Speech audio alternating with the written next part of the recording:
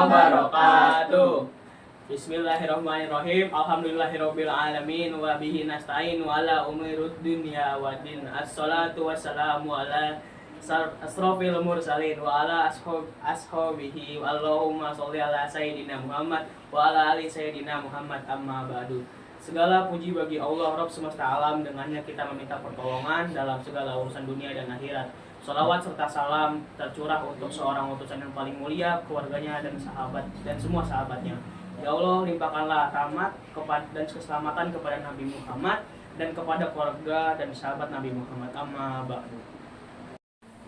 Yang kami hormati Bapak Primondani MPDI serta teman-teman kelas 17 yang saya banggakan dan saya cintai. Pertama-tama mari kita panjatkan puji serta syukur kehadirat Allah Subhanahu wa taala karena berkat nikmat sehat dan karunia-Nya sehingga kita dapat membuat video untuk mempresentasikan materi tentang bab 3 ini. Sholawat serta salam tak lupa kita curahkan kepada baginda Nabi besar Nabi Muhammad SAW.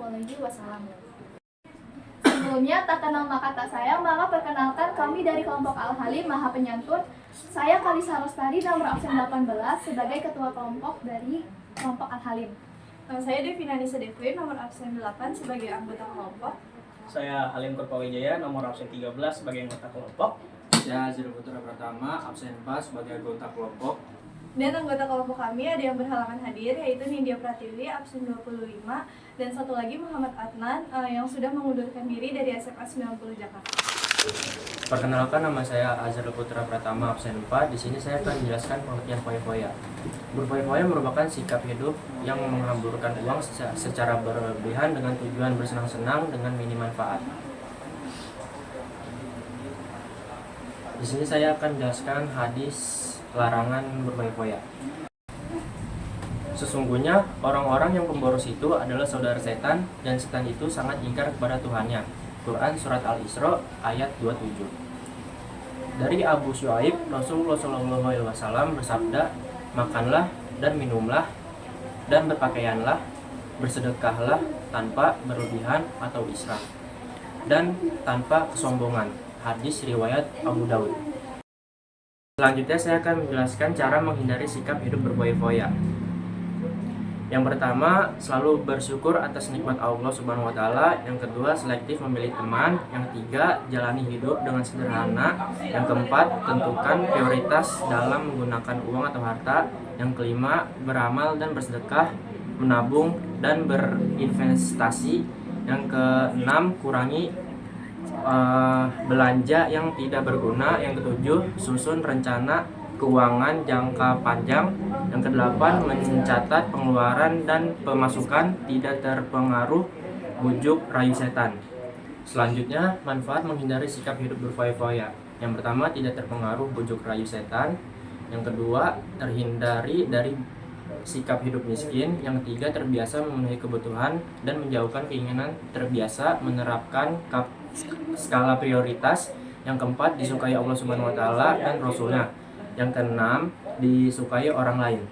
Di sini saya akan menjelaskan riya secara bahasa, pamer, istilah, sikap memperlihatkan amal ibadah tertentu kepada selain Allah Subhanahu wa taala dengan tujuan mendapat pujian. Nama saya Halim Kurpawijaya, absen 13, dan saya akan menjelaskan tentang dalil-dalil larangan bersikap riya. Berikut ini adalah Al-Quran Surat Al-Baqarah ayat 264. Wahai orang-orang yang beriman, janganlah kamu merusak sedekahmu dengan menyebut-nyebutnya dan menyakiti perasaan penerima, seperti orang yang menginfakkan hartanya karena riya atau pamer kepada manusia, dan dia tidak beriman kepada Allah dan hari akhir. Perumpamaannya, orang itu seperti batu yang licin yang di atasnya ada debu. Kemudian batu itu ditempa hujan lebat, maka tinggallah batu itu licin lagi. Mereka tidak akan memperoleh sesuatu apapun dari apa yang mereka kerjakan. Dan Allah tidak memberi petunjuk kepada orang-orang yang kafir. Lalu ini merupakan resum dari Quran Surat Al-Baqarah ayat 264. Teks ini mengingatkan orang-orang beriman untuk menjaga pahala sedekah dengan tidak menyakiti perasaan penerimanya dan tidak menyebut-nyebutnya, seperti ingin pamer kepada orang lain. Dan sesungguhnya Allah tidak akan memberikan petunjuk kepada orang-orang yang kafir. Dan berikut ini adalah slide selanjutnya, yaitu dalil larangan bersikap ria, yaitu hadis riwayat Ahmad. Bisa dilihat ada teksnya di sini. Saya di sini Ahlan Rupa Wijaya absen 13 akan memancarkan slide punya Adnan karena ia sudah tidak bersekolah lagi di SMA 90. Saya akan mewakilkan untuk membacakan materinya. Yang pertama di slide 11 ada terjemah hadis riwayat Ahmad dari Mahmud bin Labid. Rasulullah Shallallahu Alaihi Wasallam bersabda, sesungguhnya yang paling kukhawatirkan akan menimpa kalian adalah syirik asgar. Para sahabat bertanya, apa itu syirik asgar? Wahai Rasulullah, beliau pun bersabda, syirik asgar adalah ria. Allah Ta'ala berkata pada mereka yang berbuat ria pada hari kiamat ketika manusia mendapat balasan atas amalan mereka, pergilah kalian pada orang yang kalian tunjukkan perbuatan ria di dunia, lalu lihatlah apakah kalian mendapatkan balasan dari mereka. Hadis riwayat Ahmad. Dan selanjutnya yaitu cara menghadapi sikap ria. Yang pertama, luruskan niat. Yang kedua, ada berdoa dan memohon pertolongan Allah Subhanahu wa Ta'ala. Yang ketiga, ada menyadari kedudukan diri hanyalah seorang hamba. Yang keempat, ada berusaha mengendalikan hati. Yang kelima, memperbanyak bersyukur. Yang keenam, terus-menerus mengingat Allah Subhanahu wa Ta'ala. Yang ketujuh, sembunyikanlah amal kebaikan. Yang ke-8 yaitu belajar ikhlas. Yang ke-9, mengingat kematian. Lalu yang ke-10, menggiatkanlah ibadah. Yang ke-11, ada menyadari Allah Subhanahu wa Ta'ala selalu mengawasi. Dan yang ke-12 ada mengingat bahaya ria. Lalu pengertian dari poin nomor 8 yaitu belajar ikhlas adalah belajar ikhlas berarti memahami dan mengamalkan konsep memberikan dengan tulus tanpa mengharapkan imbalan atau pujian dari orang lain. Ikhlas dalam bersedekah mencerminkan niat yang murni di mana seseorang memberikan bantuan atau sumbangan dengan penuh kesadaran bahwa tindakan tersebut adalah bentuk ibadah dan kepedulian terhadap sesama. Saya Azrul Putra Pratama absen 4. Saya akan mewakili slide Adnan. Manfaat menjauhi sikap ria. Yang pertama, ikhlas atas amal yang dilakukan. Yang kedua, makin meyakini bahwa beramal hanya untuk Allah Subhanahu wa Ta'ala. Yang ketiga, menjadikan amal ibadah bermanfaat untuk diri sendiri dan orang lain. Yang keempat, terjauhkan dari ancaman syirik kecil. Yang kelima, terjauhkan dari semua amal ibadah yang bersifat sia-sia. Yang keenam, dicintai oleh Allah Subhanahu wa Ta'ala, Rasulnya dan manusia. Selanjutnya, pengertian bahasa didengarkan oleh orang lain. Istilah amalan yang sengaja didengarkan atau diceritakan kepada orang lain agar diketahui orang tersebut telah melakukan kebaikan. Kenalkan, saya Nindya Pratiwi dari absen 25. Di sini saya akan membacakan dalil larangan bersikap sumah. Dari Salamah berkata bahwa ia mendengar dari Jundab berkata bahwa Nabi Shallallahu Alaihi Wasallam bersabda, siapa yang beramal karena sumah, Allah akan menjadikannya dikenal sumah, dan yang beramal ria, Allah menjadikannya dikenal ria. Hadis riwayat Bukhari. Hadis ini mengajarkan tentang niat dalam beramal. Jika seseorang beramal untuk mendapatkan pujian atau pengakuan dari orang lain, sumah atau ria, maka Allah akan menjadikannya dikenal dengan sifat tersebut. Yang selanjutnya, manfaat menjauhi sikap sumah. Yang pertama, menjadi hamba Allah Subhanahu wa Ta'ala yang berkualitas. Yang kedua, mengutamakan kepentingan Allah Subhanahu wa Ta'ala di atas kepentingan hawa nafsu. Yang ketiga, mendorong umat Islam untuk semakin yakin atas jaminan Allah Subhanahu wa Ta'ala. Dan yang keempat, mendorong umat Islam untuk mengutamakan kehidupan akhirat. Di sini saya akan mengambil resum dari poin yang pertama, yaitu menjadi hamba Allah Subhanahu wa Ta'ala yang berkualitas. Menjauhi sifat sombong berarti mengembangkan sikap rendah hati dan pengabdian yang tulus kepada Allah Subhanahu wa Ta'ala. Artinya, dengan menghindari kesombongan, seseorang bisa menjadi hamba Allah yang lebih baik, penuh kesadaran spiritual, dan lebih mampu melayani sesama dengan kualitas yang baik. Selanjutnya, pengertian takabur. Takabur adalah sikap menghambur-hamburkan uang secara berlebihan dengan tujuan bersenang-senang dan minim manfaat.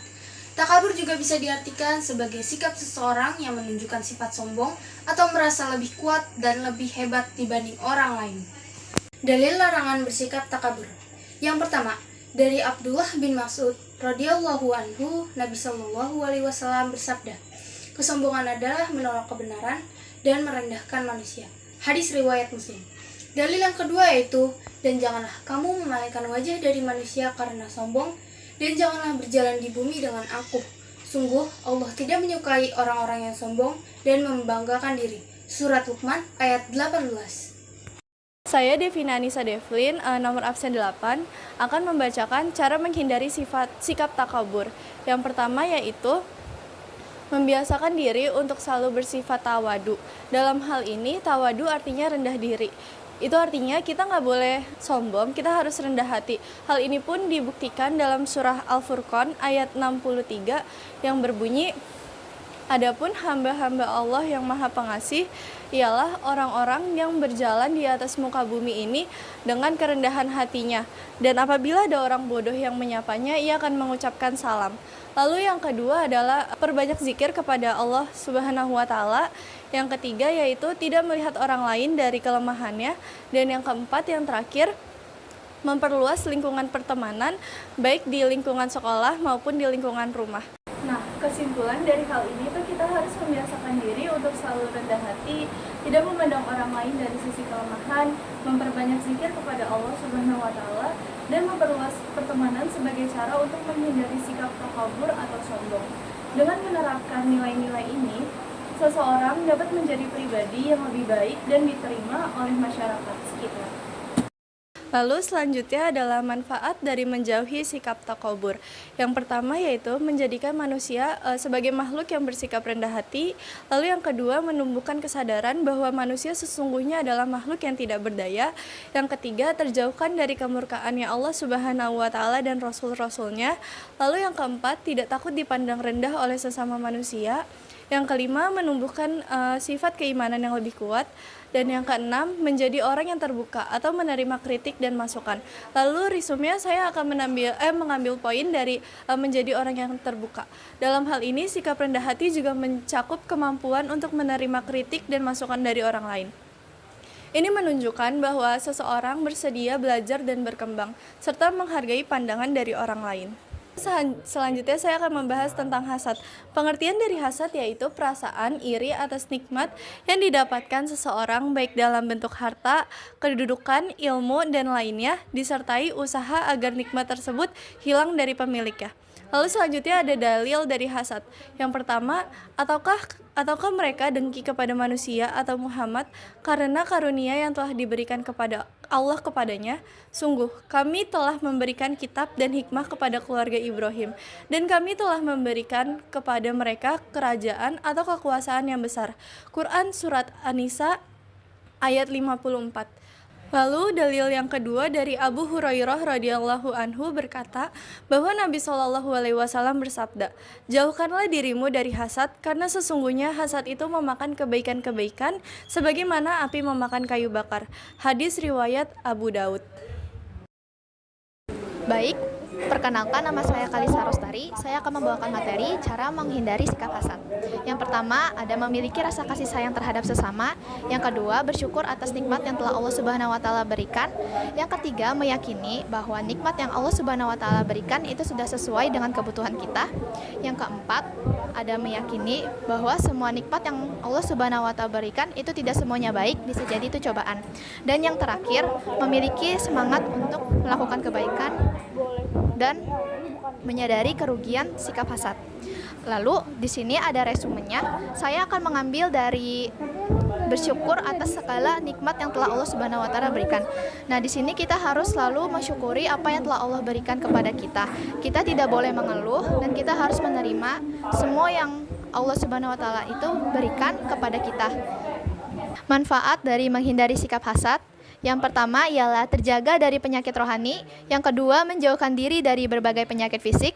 Yang ketiga, menumbuhkan sikap persaudaraan yang harmonis.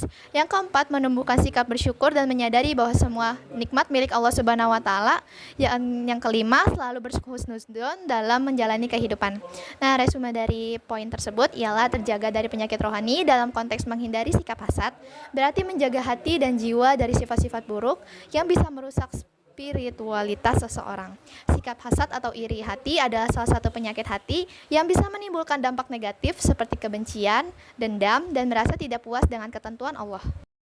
Berikutnya yang terakhir ialah kesimpulan. Kesimpulan yang dapat kita ambil dari materi ini ialah Allah adalah satu-satunya zat yang mengatur hidup manusia. Bentuk pengaturan bagi manusia adalah perilaku baik dilakukan dan perilaku buruk ditinggalkan.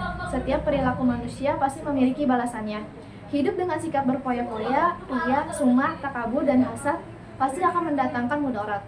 Oleh karena itu, sangat penting bagi manusia menjauhi sikap-sikap tersebut. Alhamdulillahirrabbilalamin. Pemaparan presentasi dari kelompok kami, kelompok Al-Halim telah selesai. Terima kasih, kurang lebihnya mohon maaf. Wabillahi taufiq wal hidayah. Wassalamualaikum Wassalamualaikum warahmatullahi wabarakatuh.